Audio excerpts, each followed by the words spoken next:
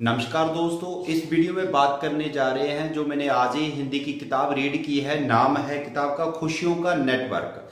इस किताब के लेखिका हैं वंदना सिंह और किताब को पब्लिश किया है राजमंगल प्रकाशन द्वारा। इस किताब के टोटल पन्ने हैं 109 और इसका पेपरबैक प्राइस है 169। वीडियो आगे देखने से पहले अगर आपने चैनल सब्सक्राइब नहीं किया तो इस चैनल को सब्सक्राइब जरूर करें, क्योंकि इस चैनल पे मैं पंजाबी, हिंदी, इंग्लिश 3 लैंग्वेज की बुक्स का रिव्यू करता हूं। तो बुक्स रिव्यू देखने के लिए इस चैनल को आप सब्सक्राइब करें।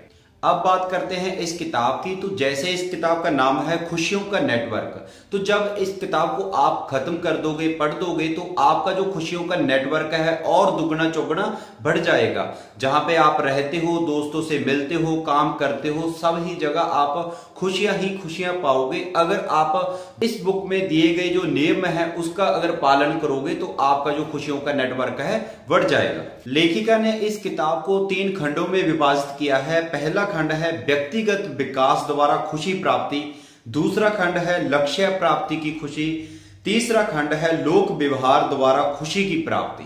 तीनों खंडों के नाम सुनने के बाद आपको एक बार लगेगा कि ये तो हमने पढ़ा हुआ है, ये तो हमें पता है, ये तो कॉमन सी बातें हैं। लेकिन ये आपकी सबसे बड़ी गलती है, क्योंकि कॉमन बातें तब तक होती हैं जब तक आप उस चीज को फॉलो नहीं करते, उस चीज को अपने तक अप्लाई नहीं करते। क्योंकि एक चीज नॉलेज होना अलग बात है, उसको अप्लाई करना अलग बात है। जैसे कि एक एग्जांपल देता हूं मैं, मन के जीते जीत है, मन के हारे हार है।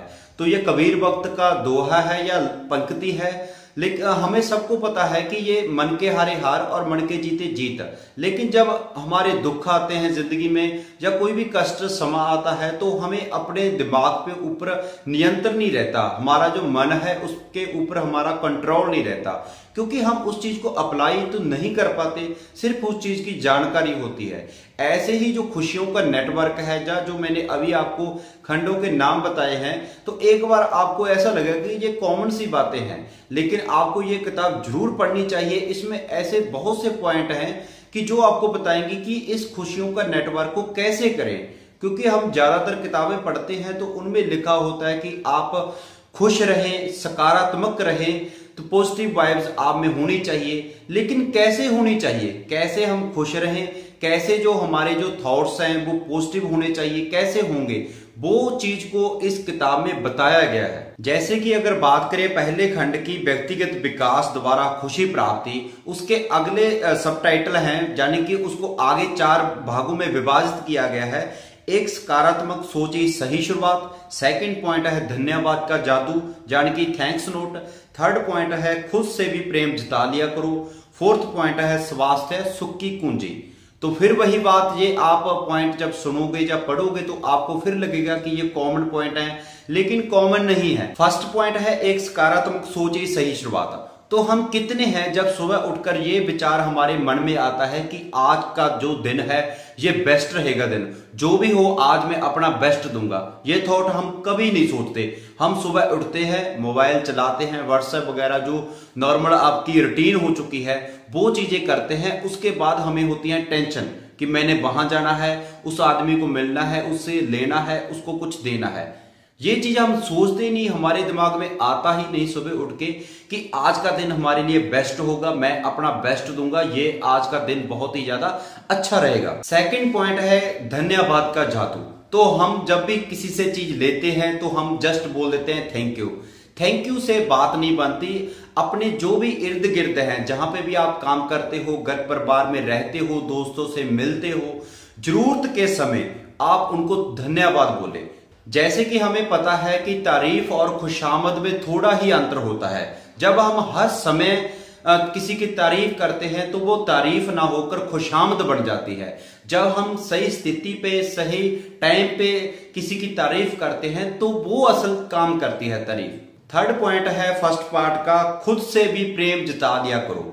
इस पॉइंट में ये एक्सप्लेन किया गया है कि हमें खुद को प्यार करना चाहिए और खुद के लिए 15-20 मिनट ऐसा समय निकालना चाहिए जो चीजें हमें अच्छी लगती हो। मान लो आपको बच्चों के साथ खेलना अच्छा लगता हो, या आपको हो सकता है कि म्यूजिक सुनना पसंद हो, या हो सकता है कि आपको जो मूवी देखी हुई है उनके सीन देखना पसंद हो। तो आप ऐसी चीजें जरूर करें जिससे आपको खुशी मिलती है, क्योंकि ये जो दिन में आप 15-20 मिनट ऐसा कुछ करोगे तो इस चीज से क्या होगा कि आपका सारा ही दिन अच्छा रहेगा, आपका जो मूड है बहुत ही ज्यादा अच्छा रहेगा।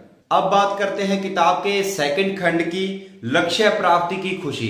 इसको भी आगे 5 भागों में डिवाइड किया गया है। जैसे फर्स्ट पॉइंट है लक्ष्य निर्धारण, कि हमें पता होना चाहिए हमारा लक्ष्य क्या है। सेकंड पॉइंट है लक्ष्य निर्धारण महत्वपूर्ण है। ये क्यों महत्वपूर्ण है, क्यों ये करना चाहिए, इस पॉइंट में ये चीज एक्सप्लेन की गई है। थर्ड पॉइंट जो बहुत ही ज्यादा इंटरेस्टिंग है और बहुत ही ज्यादा आपको ज्ञान देने वाला है, लक्ष्य निर्धारण के तरीके। क्योंकि सभी किताबें जैसे मैंने आपको पहले बताया है कि ये चीजें तो हमें बहुत ज्यादा सुनी है कि लक्ष्य होना चाहिए, हमें अपने एम का पता होना चाहिए, पर उस चीज को कैसे चुने, उनके तरीके क्या हैं, टिप्स क्या हैं, ट्रिक्स क्या हैं, वो पॉइंट लेखिका ने इसमें डिस्क्राइब किया है। आगे बात करते हैं खंड 3 की, लोक व्यवहार द्वारा खुशी की प्राप्ति। तो इसमें आप जान पाओगे साथी हाथ बढ़ाना, जाने कि किसी एक दूसरे की हमें मदद करनी चाहिए। अगर हम किसी की मदद करेंगे तो वो दूसरे भी हमारी मदद करेंगे। नेक्स्ट है संबंधों में मधुरता, माफ करने में स्वयं की खुशी, कभी कभी सुनना भी जरूरी है, क्योंकि आज के समय में मोबाइल इतना हो गया है कि हम किसी के जब कोई हमारे साथ बात कर रहा होता है या हमें कोई बात बता रहा होता है तब भी हमारी जो फिंगर हैं वो मोबाइल पे होती है, और व्हाट्सएप, फेसबुक, इंस्टा, इन सब पे हमारी फिंगर चल रही होती है, हम सुनते नहीं है। तो एक होती है एक्टिव लर्निंग, एक होती है पैसिव लर्निंग। इन सब बातों को इस पॉइंट में लेखिका ने एक्सप्लेन किया है। अब बात करते हैं कि किताब के जो प्लस पॉइंट है। तो पहला पॉइंट तो यही है कि जैसे जो विदेशी राइटर हैं वो लिखते हैं अपनी फिलोसफिकल किताबें, वैसे ही वंदना सिंह ने अपनी इस किताब में लिखा है। लिखा ऐसे है कि पहले पॉइंट को एक्सप्लेन किया हुआ है, पूरा जो चैप्टर है या खंड लगा ले, फिर उसके बाद उसको संक्षेप में भी बताया गया है कि इसमें मेन बिंदु क्या है।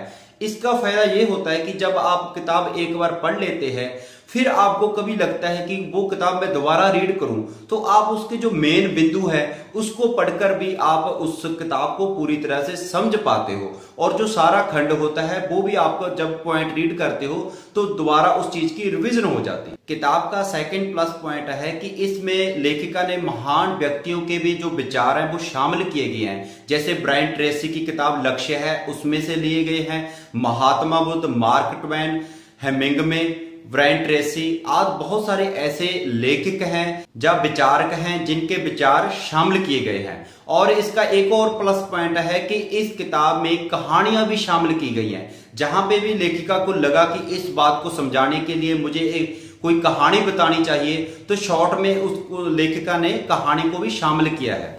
आपके लिए मैं एक कहानी सुनाता हूं। बहुत बड़ा जंगल होता है और उस जंगल में एक बहुत ही ऊंचा पेड़ होता है और नीचे मेंढक का समूह रहता है, यानी कि डड्डुओं का समूह रहता है। तो उसमें एक मेंढक उस पेड़ पे चढ़ने लगता है, तो जो बाकी मेंढक होते हैं वो उसको रोकने की कोशिश करते हैं और उसको बोलते हैं कि आप मत चढ़ो, आप गिर जाओगे, ये बहुत ही ऊंचा पेड़ है। पर वो चढ़ता रहता है और अंत में वह उस दरख्त पे चढ़ जाता है। और ये चढ़ने का कारण सिर्फ ये होता है कि वो बहरा होता है। इस कहानी की यह शिक्षा है कि आपको किसी भी बातों पर ध्यान नहीं देना चाहिए, खासतौर पे जो नकारात्मक बातें होती हैं, जो नेगेटिव थॉट्स होते हैं, उन चीजों को आप इग्नोर करो, आप अपना काम करते रहो। इससे आपको अपना काम में सफलता जरूर प्राप्त होगी। अब बात करते हैं किताब की कमियों की। कमी सिर्फ एक ही है जो मुझे लगी, वो है खंड 3 में खास तौर पे जो थर्ड पॉइंट है, माफ करने में स्वयं की खुशी। मुझे लगता है कि ये पॉइंट और अच्छे तरीके से बयान किया जा सकता था। मुझे ये किताब में सिर्फ यही कमी लगी। बाकी अगर इस किताब की भाषा शैली की बात करें तो बहुत ही ज्यादा सरल है, आपको कोई भी परेशानी नहीं आएगी। अगर रेटिंग की बात करें तो इस किताब को मैं 4.5 आउट ऑफ 5 में से दूंगा। तो ये रेटिंग बहुत ही ज्यादा अच्छी है, क्योंकि मुझे ये किताब बहुत ही ज्यादा अच्छी लगी और सभी को ये किताब पढ़नी चाहिए। फिर ही आपका जो खुशियों का नेटवर्क है बढ़ेगा। तो ये था खुशियों का नेटवर्क बुक का रिव्यू। अगर आप ऐसे ही बुक्स का रिव्यू देखना चाहते हो तो आप इस चैनल को सब्सक्राइब जरूर करें और अपने दोस्तों तक इस चैनल को जरूर शेयर करें। मिलते हैं किसी और वीडियो में किसी और किताब के रिव्यू के साथ। तब तक के लिए जिंदगी जिंदाबाद। हंसते रहो, हंसाते रहो, खुश रहो।